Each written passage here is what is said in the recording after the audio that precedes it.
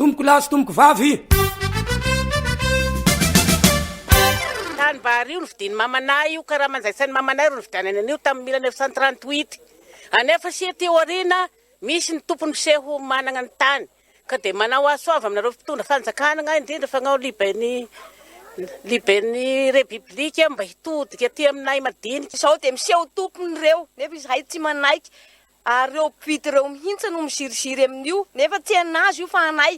Misy akta dia vanty mazava tsara, fangatanana nataondry zareo meo hanampy ny anjaranay, na midiny tsy anazy io tany io fa anay ary tsy manaiky mihitsy izahay. Na inona ka mampakatra aminareo lehibe, any amin'ny faratampony hidina ijery akaiky dia akaiky nyity tsirariny, izay atao anay rahonana izahay, satria zareo manam-bola. Tsy manaiky izahay, tsy manaiky izahay tompoko, ho samborina izahay, ho rahonana, ho gadraina, satria izy manam-bola be, tsy ekenay izany tompoko. Zany anile le partage dikan'izay miverina aminay tanteraka ny taninay any ambany. Rehefa miverina aminay le pavion nefa tonga dia misy mpanam-bola tapaka koa fa miseho na vita titre, borné titre aminy hoe le tany. Nefa ny tany tao anatin'ny 12 taona ny adina, tsy possible ny tokony hisy hoe havita borné titre. Ary io tany io komplisin'izay misy pronotation any amin'ny domaine tany tsy azo amidy matoa misy an'izay zavatra zay. Fomba hoana zany na havita borné titre an'io. Notation koa moa fa mipetraka ohatr'izay hoe tsy azo amidy ity tany eto tany Fosikatra ity.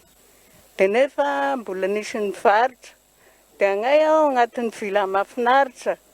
Dia io vila mahafinaritra io navadika ankehitriny nataony sonatolotra. Ie, nataony sonatolotra dia zay zany ro ahafahan'ireo mizarazara. Niasa nareo fitsarana eto amin'ny faritany Fianarantsoa ny ambara tonga fahefana rehetra. Ary miasa anao président Rajoelina mba hijery akaiky an'ity zavatra ity. Saotra tomboko lahy, saotra tomboko vavy.